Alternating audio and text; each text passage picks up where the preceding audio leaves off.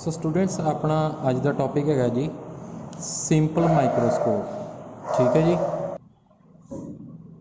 सो microscope जिमें तुम lab के यूज़ करते जे। ठीक है, क्यों यूज़ करते हैं? ऑबजैक्ट को मैगनीफाई करके देखने लिए। ठीक है, तुम बायो लैब के आम देखा होएगा। ठीक है, जो बायो लैब जो हम इस टाइम आप कंपाउंड माइक्रोस्कोप यूज़ करते हैं। ठीक है, ये सिंपल माइक्रोस्कोप आ पहला। So simple microscope is a magnifying glass is just a convex lens of short focal length held close to the eye। ठीक है जी, कन्वैक्स लैंस यूज़ करीदा आप जो सिंपल माइक्रोस्कोप हैगा। हुण देखो आपां नूं पता है कि जो कन्वैक्स लैंस आ ये वर्चुअल तो इरैक्ट इमेज कदों बनाउंदा? कन्वैक्स लैंस आ ठीक है, इन्हें वर्चुअल तो इरैक्ट इमेज कदों बनाउणी है? एफ हो गया F1 2 F1। जो ऑबजैक्ट को कि रखा ऑप्टिकल सेंटर तो फोकस के रखा उदों की बनाएगा ये लैंस कि इमेज बनाएगा?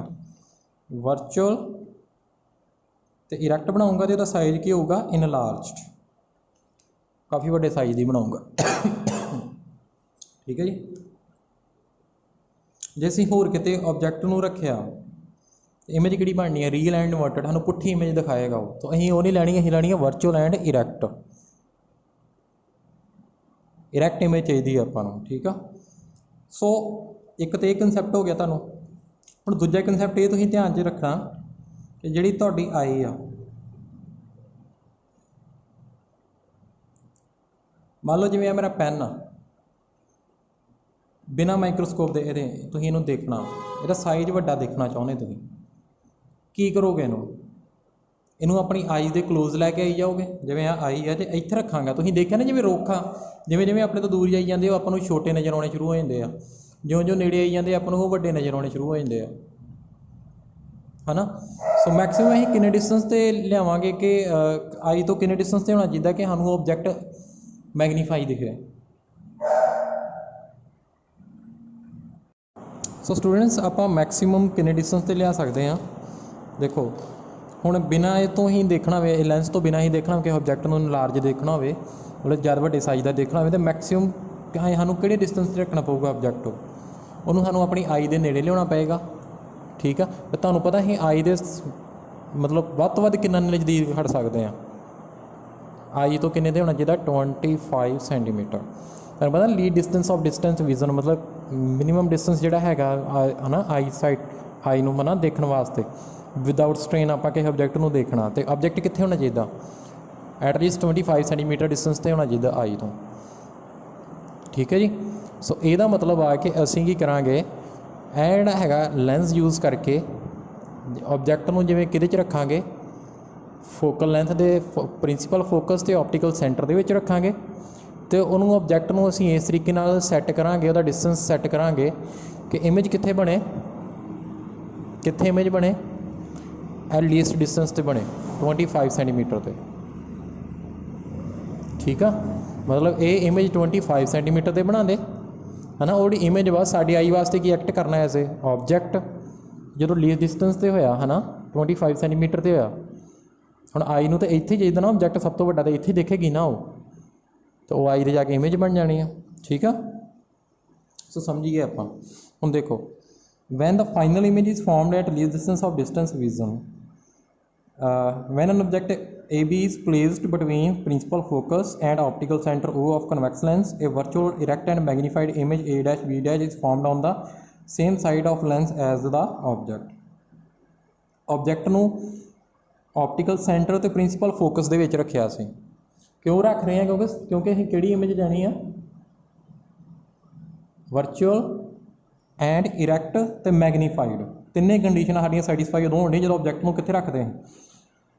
ऑप्टिकल सेंटर तो प्रिंसीपल फोकस दे विच।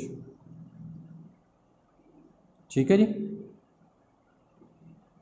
तो यह पोजीशन असीं इस तरीके नाल सैट करनी आ, ऑप्टिकल सेंटर तो प्रिंसीपल फोकस दे विच ऑबजैक्ट नूं इस तरीके नाल डिस्टेंस सैट करना कि इमेज कित्थे जाके बने, कित्थे बने जी? आई तो 25 सेंटीमीटर ते। देखो हाँ लिखा ना, since a normal eye can see an object clearly at least distance of distance vision D 25 centimetre, the position of lens is so adjusted that the final image is formed at a distance of D from the lens. कितने distance से? Optical centre तो 25 centimetre ते बने जाके image है ना, distance D हो गया ना, इन्हों डी मान लिया डिस्टेंस, ठीक है। सो जे साड़ी इतों 25 सेंटीमीटर से बननी इमेज जाके, तो इमेज साड़ी आई वास्ते की एक्ट करूगी एज ए ऑब्जैक्ट। सानू पता नहीं वध तो वध कितना क्लोज के ऑब्जैक्ट में लिया के मैगनीफाई करके देख सकते हैं 25 सेंटीमीटर, पर इस केस ये प्रॉब्लम है कि स्ट्रेन बहुत आएगी आईज़ से, स्ट्रेन बहुत होएगी, ठीक है। वो भी केस करावांगा कि उसके लिए की हाने कर सकते हैं। तो सब तो पहले मैगनीफिकेशन फाइंड करिए। मैगनीफाइंग पावर की है, the magnifying power of a simple microscope is defined as the ratio of angle subtended by the image and the object at the eye when both are at the least distance of distant vision from the eye, ठीक है। सो मैगनीफाइंग power किहदे विच हैगी? Angle की term दे विच लिखनी है। Object कितना angle बनाउंदा, ठीक है। Angle subtended by the image at least distance of distance vision over angle subtended by the object at the least distance of distant vision. Image कितना एंगल बनाउंदी आ over object कितना angle बनाउंदा। हुण देखो, हुण देखो आई आ, आई दे नाल देखना भी एंगल कित्थे बन रहा, ठीक है। हुण ऑब्जैक्ट इत्थे रखिया है, ऑब्जैक्ट रखिया, तुहानूं पता इमेज इत्थे जाके बन जानी है, फोकस तो पिछे जाके बननी इमेज, तो इनलार्जड बननी है, बन गई इमेज,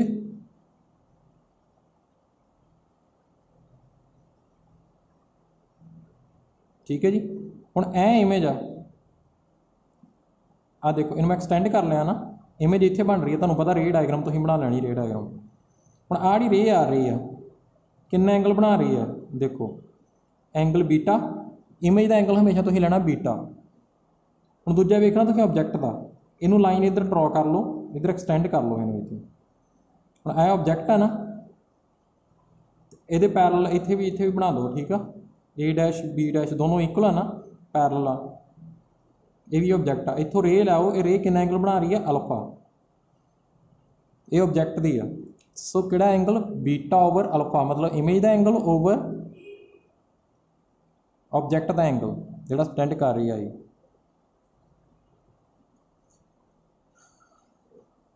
ठीक है। As the eye is held close to the lens the image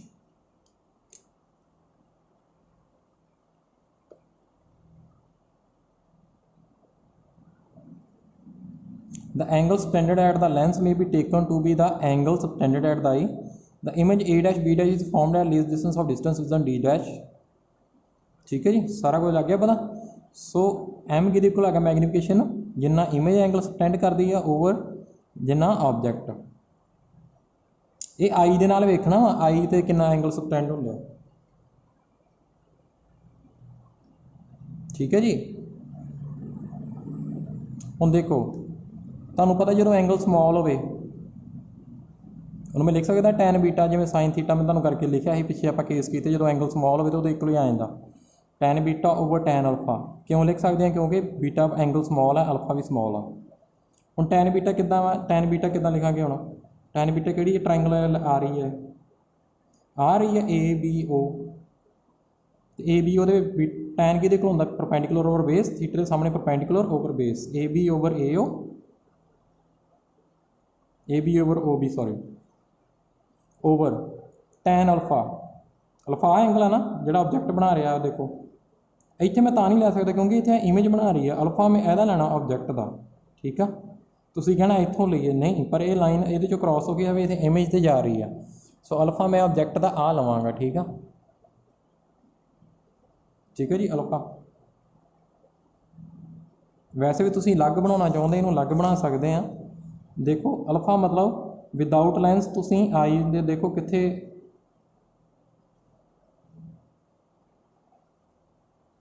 जिवें ऑब्जैक्ट इत्थे पिया वा,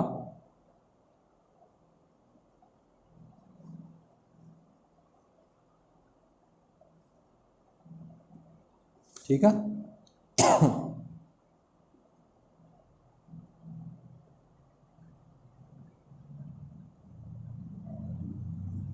सो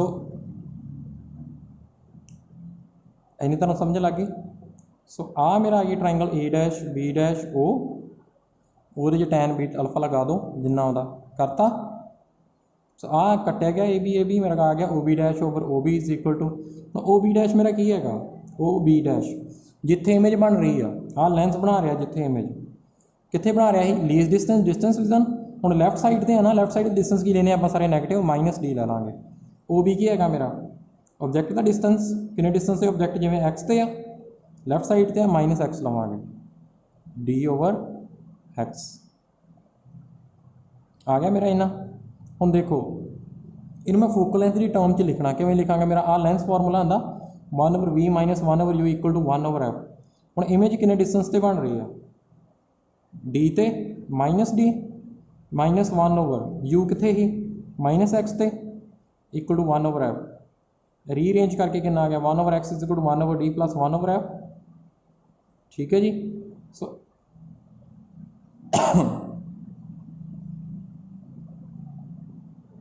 इनू डी के नाल मल्टीप्लाई कर दो कि आ जाएगा डी ओवर एक्स प्लस आ डी डी फिर कैंसल हो जाना ना प्लस डी ओवर एफ। हुण आ डी ओवर एक्स की वैल्यू एम दी। सो मेरा एम की आ गया equal to 1 plus D over F. F की है मेरी फोकल लेंथ। जिन्नी शॉर्ट फोकल लेंथ होगी फोकल लेंथ छोटी होगी उन्नी मैग्नीफिकेशन की होगी ज़्यादा होएगी। इस करके शॉर्ट फोकल लेंथ वाला एक कन्वैक्स लेंथ लेना ज़्यादा वाला नहीं। जो फोकल लेंथ बढ़ाई गए आ टर्म की हो जानी है घटी जानी है तो 1 में ऐड होकर मैग्नीफिकेशन होर घट जानी है। ठीक है जी। सो ये है कि पर इस केस की प्रॉब्लम आ रही है। सो स्टूडेंट जो अं मैग्नीफिकेशन पहला करके हटे हैं मैग्नीफिकेशन भावें बेशक ज़्यादा वा पर तुहानूं पता वा 25 सेंटीमीटर के आगे बन रही है इमेज बन रही है ना। 25 सेंटीमीटर से साडी आइज़ से बहुत ज़्यादा स्ट्रेन आउंदी आ। तुहानूं पता ना मिनीमम कितने डिस्टेंस रख सकते हैं ऑब्जैक्ट 25 सेंटीमीटर से 25 सेंटीमीटर तो माइक्रोस्कोप ने जो देखोगे ना ऑब्जैक्ट को तो तुहाडी आइज़ से स्ट्रेन आएगी। सो इसका की हल की है फिर अपना ਇਹਦਾ हल यह है भी जे असीं ऑब्जैक्ट ਨੂੰ फोकस से रख दईए फोकस से रख दईए इमेज मेरी कित्थे जाके बननी है इनफिनिटी ते। तो जो कोई ऑब्जैक्ट इनफिनिटी ते पिया होगा उन्होंने असीं देखांगे तो आई ते स्ट्रेन नहीं आएगी। मीनस कि देखो जे आइज़ तो 25 सेंटीमीटर तो ऑब्जैक्ट पिया फिर मेरे आइज़ ते की आनी है स्ट्रेन। पर जे यही ऑब्जैक्ट कित्थे पिया है इनफिनिटी ते फिर आई ते स्ट्रेन नहीं आनी। सो हुण मैं की करांगा स्ट्रेन की प्रॉब्लम को रिमूव करने मैं ऑब्जैक्ट कित्थे रखांगा फोकस ते रखांगा। इमेज कित्थे जाके बनेगी इनफिनिटी ते कित्थे बनेगी इनफिनिटी ते। देखो ऑब्जैक्ट रखता प्रिंसीपल फोकस इत्थे एफ आ फोकस तुहानूं पता नहीं जो फोकस ते ऑब्जैक्ट रखिए कन्वैक्स लेंस के केस इमेज कित्थे बनती है इनफिनिटी ते आ रही है ना रे। देखो इनफिनिटी तो इन्हें कितना एंगल बनाना आई ते इमेज है बीटा। ठीक है आई तो इन्ना एंगल बनना जाके बीटा।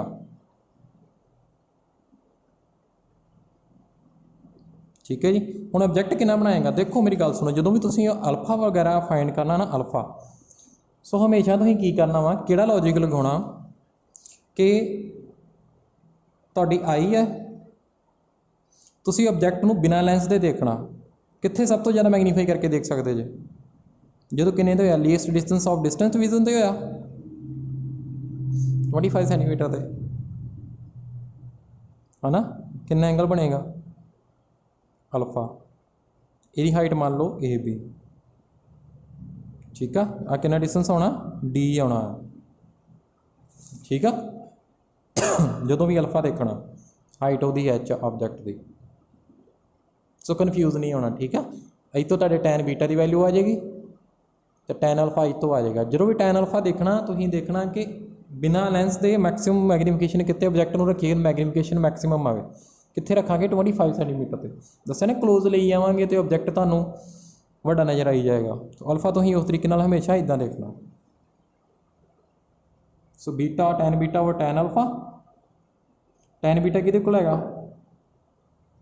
हुण ऑब्जैक्ट कित्थे पिया वा फोकस ते पिया तो ऑब्जैक्ट का डिस्टेंस कितना होएगा ऑप्टिकल सेंटर तो फोकस तक का डिस्टेंस की हुंदा फोकल लेंथ हुंदी आ इस केस 'ਚ ਹੁਣ ਫੋਕਸ ਤੇ ਪਿਆ ਵਾ ਤੇ ਫੋਕਲ ਲੈਂਥ ਕਿਹਦੇ ਕੋਲ ਹੋਊਗੀ ਆਬਜੈਕਟ ਦੇ ਡਿਸਟੈਂਸ ਤੇ ਹੋਊਗੀ ਠੀਕ ਆ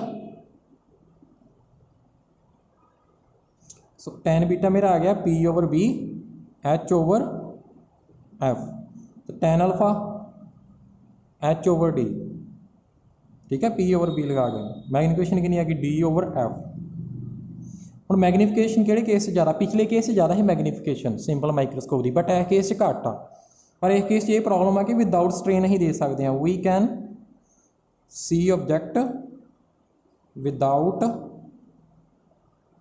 strain the magnification is 1 less than the magnification when image is formed at the near point but viewing is more comfortable when image is focused at infinity ਹੁਣ ਇਹ ਕੇਸ ਸਟ੍ਰੇਨ ਨਹੀਂ ਆਉਣੀ ਕਿਉਂਕਿ ਆਬਜੈਕਟ ਕਿੱਥੇ ਬਣ ਇਮੇਜ ਕਿੱਥੇ ਜਾ ਕੇ ਬਣਾਉਣ ਡਿਆ ਇਨਫਿਨਿਟੀ ਤੇ ਹੁਣ ਜਦੋਂ ਆਬਜੈਕਟ ਇਨਫਿਨਿਟੀ ਤੇ ਜਾ ਕੇ ਪਿਆ ਆ ਉਹਨੂੰ ਆਪਾਂ ਦੇਖ ਰਹੇ ਹਾਂ ਤੇ ਆਪਾਂ ਈਜ਼ੀਲੀ ਉਹਨੂੰ ਦੇਖ ਸਕਦੇ ਹਾਂ ਰਿਲੈਕਸ ਹੋ ਕੇ ਐਨ ਆਈਜ਼ ਦੇ ਨਾਲ ਠੀਕ ਹੈ ਜੀ ਇਹਦੇ ਯੂਜ਼ਸ ਕੀ ਹੈਗੇ ਨੇ watch makers Jewelers use a magnifying glass for having a magnified view of small parts of watches and the fine jewelry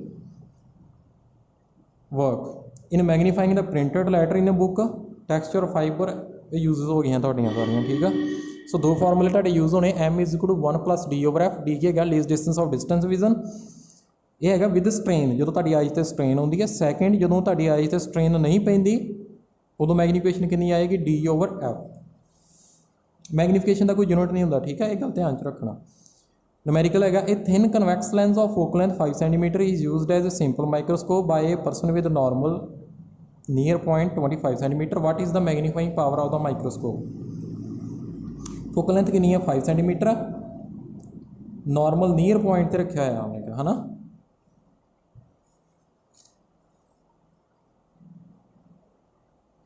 सो कितनी होगी मैग्नीफाइंग पावर 1 + d/f 1 + d कितना 25 cm है ना नॉर्मल आई ने क्या ओवर फोकल लेंथ कितनी है 5 कन्वैक्स लेंस की फोकल लेंथ पॉजिटिव होंगी है ठीक है इन्ना तुहानूं पता होना चाहिए next a simple microscope is a combination of two lens in contact of powers इन्नियां दित्तियां calculate the magnifying power of the microscope if the final image is formed at 25 cm from the eye ठीक है जी तुहानूं पता हुण आपां किद्दां find करांगे जी magnification किहदे कोल होंदी है 1 + d/f d कितना 25 cm दस्सिया ना d हुण फोकल लेंथ किद्दां लभांगे आपां हुण दो लेंस इन्हां ने यूज़ कीते ने इवें तुहानूं फोकल लेंथ वाला तुहानूं करवा चुका कंसैप्ट है जो लेंस ने दो कंबाइंड ने कंबीनेशन यूज़ किया कन्वैक्स लेंस का ठीक है फोकल लेंथ किहदे कोल आ 1/f1 + 1/f2 ਹੁਣ ਇਹ ਪਾਰ ਦਿੱਤੀ ਹੋਈ ਆ ਪਾਰ ਕਿਹਦੇ ਕੋਲ ਹੁੰਦੀ ਹੈ 1 ਓਵਰ ਫੋਕਲ ਲੈਂਥ